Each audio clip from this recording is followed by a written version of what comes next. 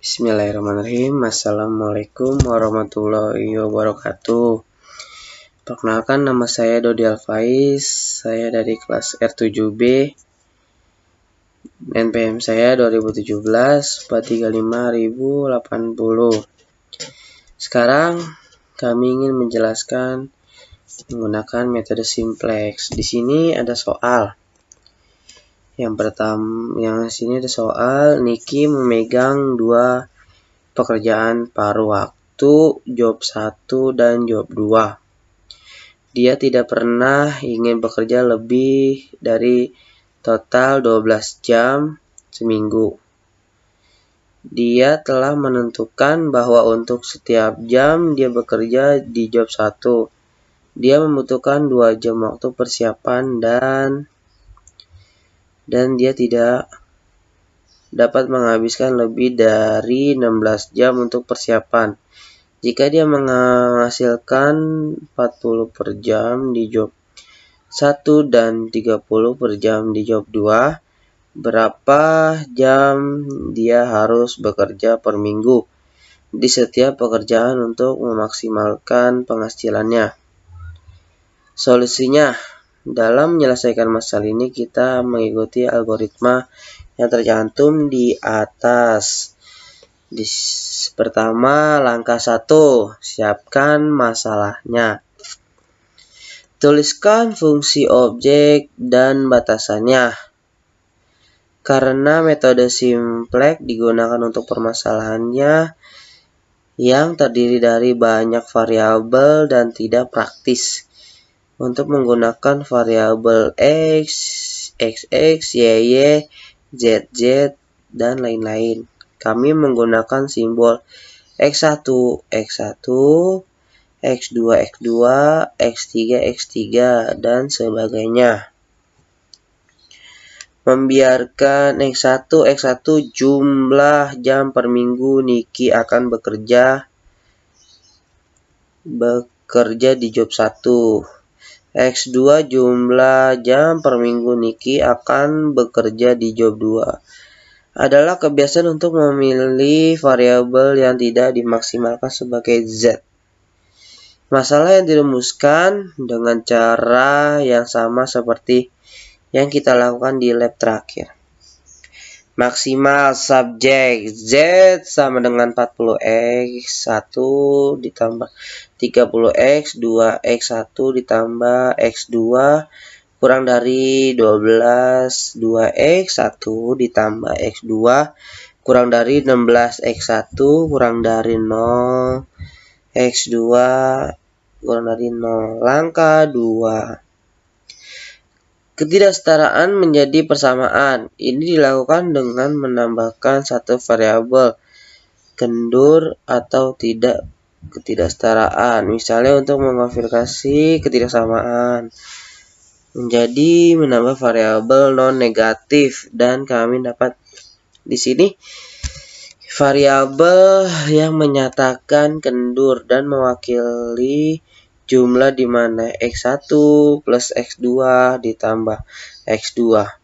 Jika pendek dari 12 dalam masalah ini, jika Niki bekerja kurang dari 12 jam, katakanlah 10, maka Y1 adalah 2. Kemudian keterangan kita membaca solusi akhir dari variabel simplex.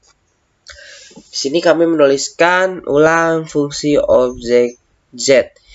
40x1 ditambah 30x 2z ditambah 40x1 ditambah 30x2 sebagai min 40 dikurang 1 dikurang 30x2 ditambah z sama dengan 0, 40 x1 dikurang 30x2 ditambah z sama dengan 0.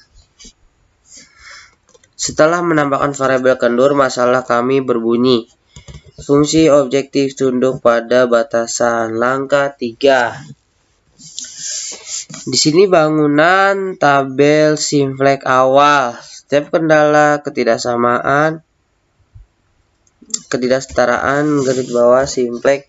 Tulis fungsi objek sebagai garis bawah.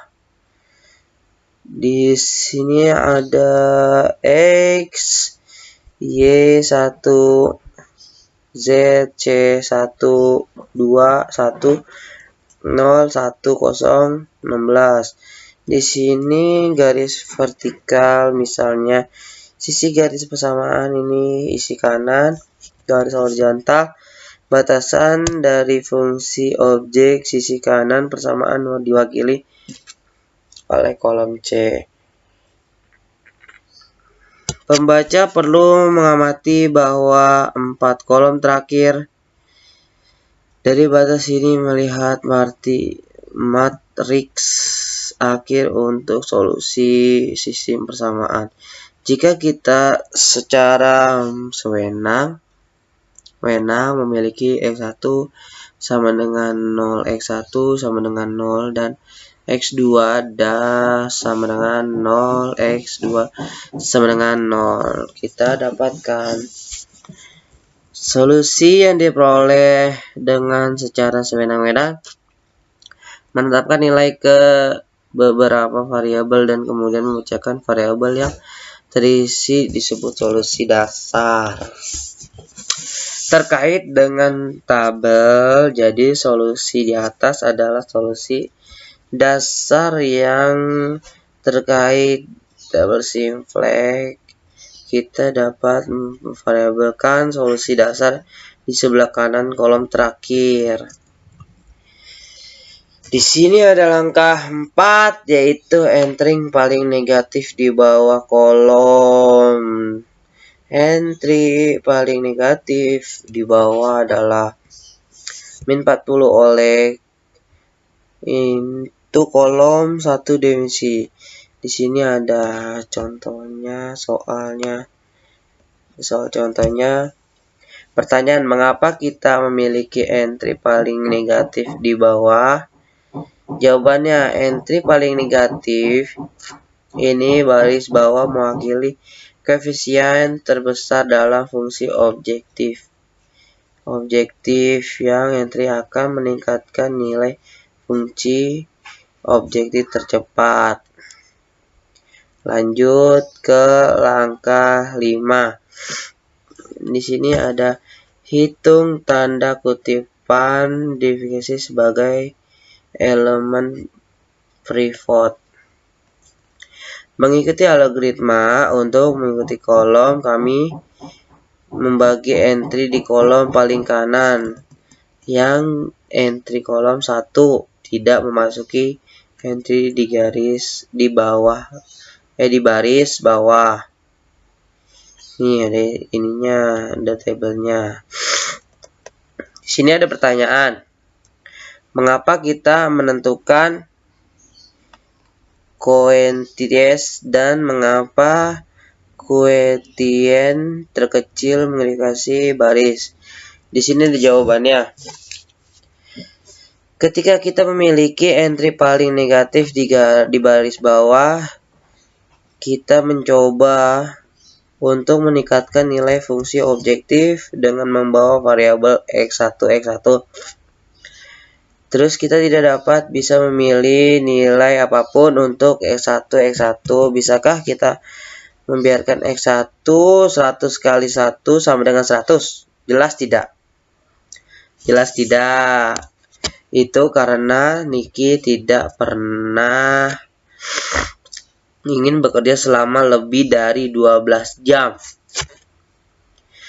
Di kedua pekerjaan yang digabungkan X1 ditambah X2 kurang dari 12, X1 ditambah X2 kurang dari 12. Bisakah kita membiarkan X1 sama dengan X 12 kali 1 sama dengan 12? Sekali lagi, jawabannya adalah tidak, karena waktu pekerjaan, karena Niki tidak pernah ingin menghabiskan lebih dari 16 jam untuk persiapan. Waktu maksimum bisa kita kerjakan adalah 16 ditambah 2 sama dengan 8. 16 dibagi 2 sama dengan 8. Nah, ini langkah 6. Lakukan pivoting untuk membuat secara entry lain di kolom ini 0. Pada bab 2 kami menggunakan pivoting untuk mendapatkan bentuk echelon baris dari matriks. Voting adalah proses mendapatkan satu di lokasi elemen pivot, lalu membuat semua entry lain 0 di kolom tersebut. Jadi sekarang tugas kita adalah membuat elemen pivot ketika kita menjadi satu dengan menjadi seluruh barisan, kemudian dengan 2 hasilnya mengikuti tabel. Di sini ada tabelnya.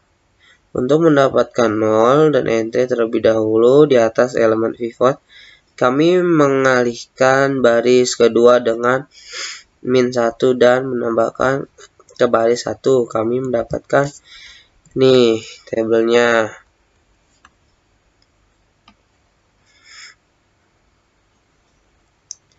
Nah, ini kami sekarang menentukan solusi dasar yang terkait dengan tabel ini. Dengan sewenang-wenang memilih X2 sama dengan 0, X2 sama dengan 0, dan Y2 sama dengan 0, Y2 sama dengan 0. Kita memperoleh X1. Nah, kita dapat mengistirahatkan solusi yang terkait yang mengikuti ini. Nah, di job 2 keuntungan Z sama dengan 320. Ingat dari contoh 3.11 di bagian bawah adalah salah satu titik sudut kami di sini. Y1 sama dengan Y1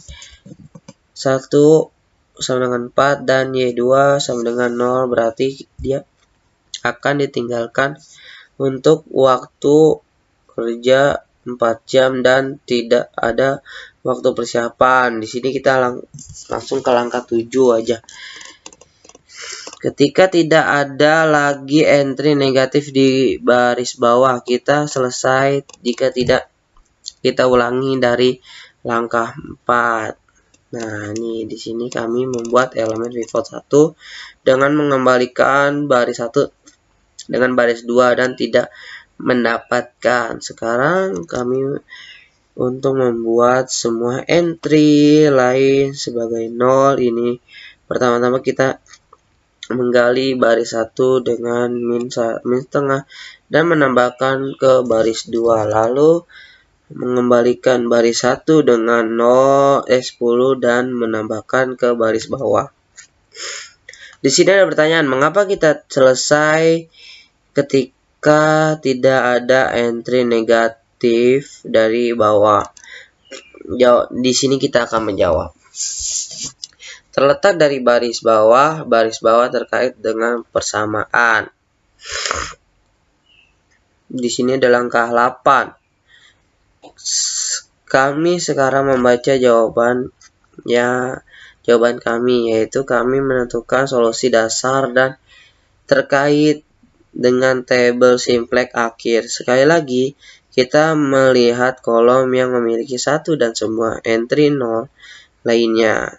Solusi akhirnya yaitu mengatakan bahwa jika Niki bekerja 4 jam di job 1 dan 8 jam job 2, dia akan memaksimalkan penghasilan menjadi 400 karena kedua variabel kendur adalah 0. Itu berarti bahwa dia akan menghabiskan semua waktu bekerja dan serta waktu persiapan dan tidak ada yang akan tersisa. Sekian dari penjelasan saya. Bila ada kesalahan dan kekurangan atau tidak jelas penjelasan bisa dimaafkan.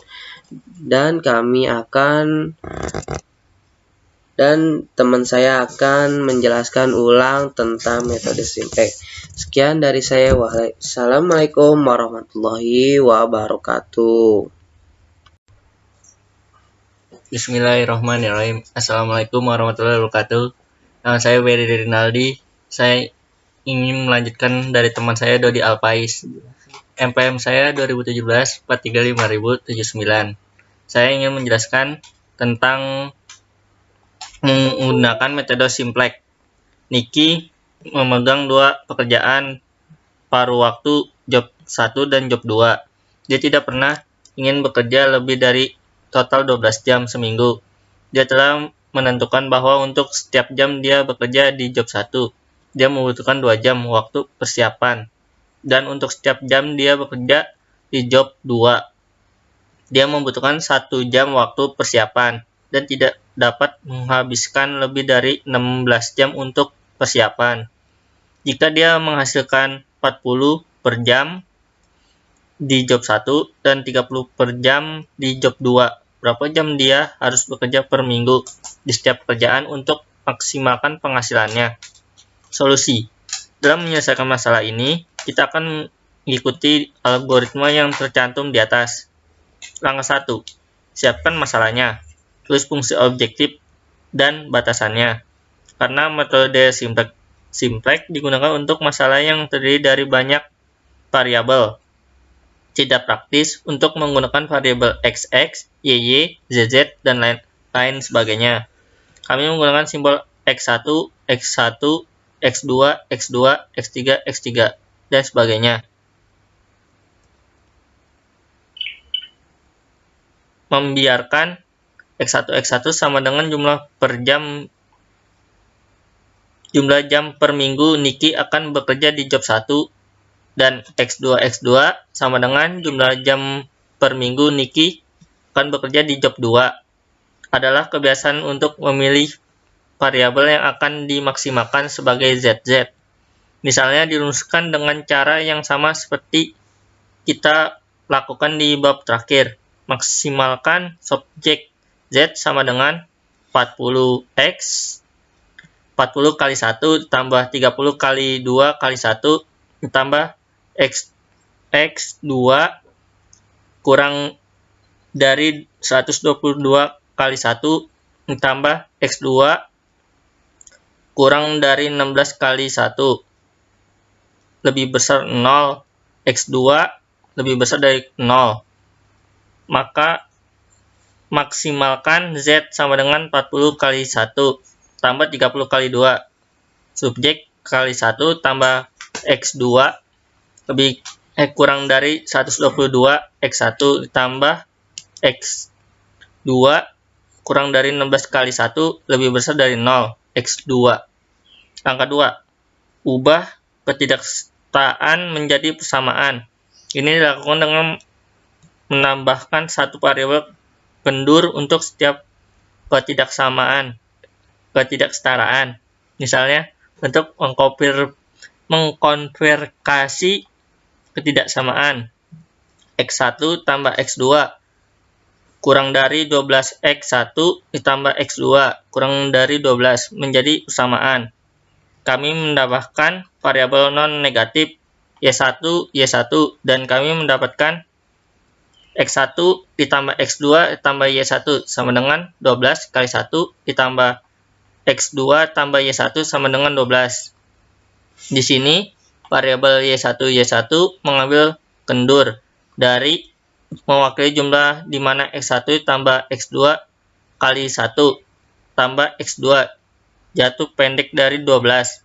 Dalam masalah ini, jika Niki bekerja kurang dari 12 jam, katakanlah 10, maka Y1 adalah 2. Kemudian ketika kita membaca solusi akhir dari tabel simplex, nilai variabel kendur akan mengedifikasi jumlah yang tidak digunakan. Kami menulis ulang fungsi objektif Z sama dengan 40X1 tambah 30X 2Z sama dengan 40X1 tambah 30X2 sebagai kurang 40X1 dikurang 30X2 ditambah Z sama dengan 0. 40x dikurang 30x tambah z sama dengan 0. Setelah menambahkan variabel kendur, masalah kami berbunyi fungsi objektif tunduk pada batasan 40x 1 dikurang 30x2 ditambah z sama dengan 0x x2 tambah y1 sama dengan 122x1 x2 tambah y2 sama dengan 16 kali 1 x2 kurang dari 0. Fungsi objektif 40x1 dikurang 30x2 tambah z sama dengan 0. Tunduk pada batasan x1 ditambah x2 tambah y1 sama dengan 122x1 ditambah x2 tambah y2 sama dengan 16x1 lebih besar dari 0, x2 lebih besar dari 0. Langkah 3. Bangun tabel simplex awal. Setiap kendala ketidaksetaraan muncul di barisnya sendiri, atau batasan non-negatif tidak muncul sebagai baris di tabel simplex.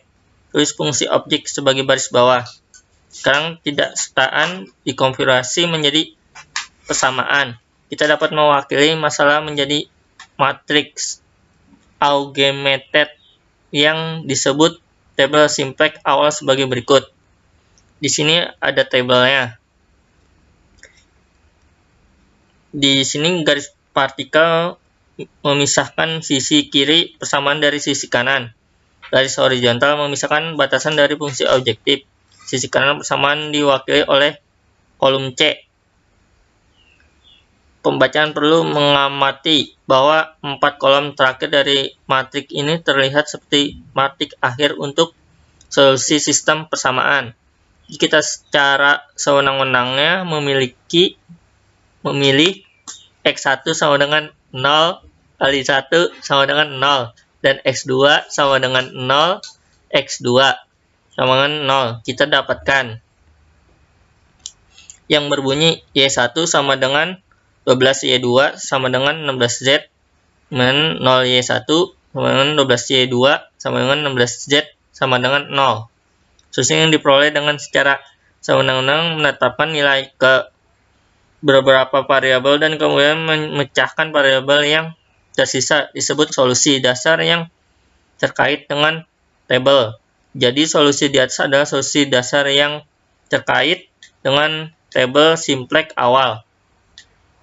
Kita dapat melabeli variabel solusi dasar di sebelah kanan kolom terakhir seperti yang ditunjukkan pada tabel di bawah ini. Di sini ada tabelnya. Langkah 4. Entry paling negatif di baris bawah mengidentifikasi kolom pivot. Entry paling negatif di baris bawah adalah min 40. Oleh karena itu, kolom 1 diidentifikasi. Di sini ada tabelnya juga. Pertanyaan, mengapa kita memilih entry paling negatif di baris bawah? Jawab, entry paling negatif di baris bawah mewakili koefisien terbesar dalam fungsi objektif koefisien, yang entry-nya akan meningkatkan nilai fungsi objektif tercepat. Metode simplex dimulai pada titik sudut di mana semua variabel utama, variabel yang memiliki simbol seperti x1, x1, x2, x2, x3, x3, dan lainnya adalah 0. Kemudian bergerak dari titik sudut ke titik sudut yang berdekatan selalu meningkatkan nilai fungsi objektif. Dalam kasus fungsi objektif, z sama dengan 40 kali 1 tambah 30x 2z sama dengan 40x 1 ditambah 30x 2 akan lebih masuk akal untuk meningkatkan nilai x1 x1 daripada x2 x2. Variabel x1 x1 menunjukkan jumlah jam per minggu. Niki bekerja di job 1 karena job 1 membayar 40 per jam dibandingkan dengan job 2 yang hanya membayar 30. Variabel x1 x1 akan meningkat fungsi objektif sebesar 40 US dollar untuk 1 unit peningkatan variabel x1 x1. Langkah 5. Hitung tanda kutip. Quantity terkecil mengidentifikasi baris. Elemen di irisan kolom diidentifikasi di langkah 4. Langkah 5. Hitung tanda kutip quantity terkecil mengidentifikasi baris. Elemen di irisan kolom diidentifikasi di langkah 4 dan baris yang diisi dalam langkah ini diidentifikasi sebagai elemen pivot. Algoritma untuk menghitung tanda kutip, kami membagi entry di kolom paling kanan dengan entry di kolom 1, tidak termasuk entry di baris bawah. Di sini ada tabelnya. Yang terkecil dari dua kuantitan 12 dan 8 adalah 8. Oleh karena itu, baris 2 diidentifikasi irisan kolom 1 dan baris 2 adalah entry 2 yang telah disorot. Ini adalah elemen pivot kami. Pertanyaan, mengapa kita menemukan quantity dan mengapa quantity terkecil mengidentifikasi baris? Jawab, ketika kita memilih entry paling negatif di baris bawah, kita mencoba untuk meningkatkan nilai fungsi objektif dengan membawa variabel x1 x1, tapi kita tidak bisa melihat nilai apapun untuk x1 x1. Bisa kita memberikan x1 sama dengan 100, x1 sama dengan 100. Itu karena Niki tidak pernah ingin bekerja selama lebih dari 12 jam. Di kedua pekerjaan yang digabungkan, X1 tambah X2 lebih kecil dari 12, X1 tambah X2 lebih kecil 12. Bisa kita membiarkan X1 sama dengan 12, X1 sama dengan 12. Sekali lagi jawab adalah tidak, karena untuk persiapan untuk pekerjaan saya adalah 2 kali waktu yang dihabiskan untuk pekerjaan, karena Niki tidak pernah ingin menghabiskan dari 16 jam. Untuk persiapan waktu maksimum dia kerja adalah 16 bagi 2 sama dengan 8. Sekarang Anda memilih tujuan computative quantity yang menggunakan quantity untuk mengidentifikasi elemen pivot, menjamin bahwa kami tidak melanggar batasan. Pertanyaan, mengapa kita mengidentifikasi elemen pivot? Seperti yang telah kami sebutkan sebelumnya, metode simplex dimulai dengan titik sudut dan kemudian pindah ke titik sudut berikutnya. Selalu meningkat nilai fungsi objektif. Nilai fungsi objektif ditingkatkan dengan mengubah jumlah unit variabel. Kami dapat menambahkan jumlah unit dari satu variabel sambil membuang unit lain. Pivot meningkatkan kita untuk melakukan hal itu. Variabel yang unit ditambahkan disebut variabel yang masuk, dan variabel yang unitnya diganti disebut variabel keberangkatan. Variabel yang masuk dalam tabel di atas adalah x1 x1 dan diidentifikasi oleh entry paling negatif di baris bawah. Variabel keberangkatan y2 y2 diidentifikasi oleh yang tidak dari semua kuantitas. Langkah 6 pivot untuk membuat semua entry lain di kolom ini 0. Pada bab 2, kami menggunakan pivot untuk mendapat bentuk Elson baris dari matrik argumen. Pivot adalah proses mendapatkan satu di koleksi elemen pivot lalu membuat semua entry lain 0, 1 kolom tersebut. Jadi sekarang tugas kita adalah membuat elemen pivot kita menjadi 1 dengan membagi cur berbasis kedua dengan 2, hasil mengikuti. Di sini ada tabelnya juga. Untuk mendapat 0 dalam entry terlebih dahulu di atas elemen pivot, kami menggalikan baris kedua dengan -1 dengan menambah ke baris 1, kami mendapatkan di sini tabelnya. Untuk mendapatkan 0 dalam elemen di bawah pivot, kami menggali baris kedua dengan 40 dan menambahkannya ke baris terakhir. Di sini juga ada tabelnya. Kami sekarang tentukan solusi dasar terkait dengan tabel ini dengan sewenang-wenang memilih x2 sama dengan 0, x2 sama dengan 0, dan y2 sama dengan 0, y2 sama dengan 0. Kita memperoleh x1 sama dengan 8x1, 8 sama dengan 8, y1 sama dengan 4y1 sama dengan 4, dan z sama dengan 320, z sama dengan 320. Jika menulis matrik argumen yang sisi kirinya adalah matriks dengan kolom yang memiliki satu dan semua entry 0 lainnya. Kita mendapat matriks berikut yang mendatangkan hal yang sama. Kita dapat mengistirahatkan solusi yang terkait dengan matriks ini sebagai X1 sama dengan 8X1 sama dengan 8, X2 sama dengan 0, X2 0, Y1 sama dengan 4Y1 4, Y2 sama dengan 0, Y2 0, dan Z 320, Z sama dengan 320. Permainan ini berbunyi bahwa jika Niki bekerja 8 jam di job 1 dan di job 2, keuntungan Z akan menjadi 320 US dollar. Ingin dari contoh 3.1 bahwa adalah salah satu titik sudut kami di sisi Y1 sama dengan 4Y1 dan Y2 sama dengan Y2, berarti tinggal waktu kerja 4 jam dan tidak ada waktu persiapan. Angka 7, itu tidak ada lagi entry negatif di baris bawah ketika selesai. Jika tidak, kita mulai lagi dari langkah 4 yang masih ada negatif minus 10 dari bawah. Kita perlu mulai lagi dari langkah 4. Kali ini kami akan mengulangi detail setiap langkah sebagai gantinya.